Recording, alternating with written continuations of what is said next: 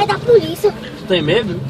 Por quê? Anda fazendo coisa errada? Não. Então pronto, não é pra ter medo não. Isso é o quê? É o Você rádio. não tem isso aqui? Tô dizendo. É o rádio, Você não tem celular, não? Isso aqui.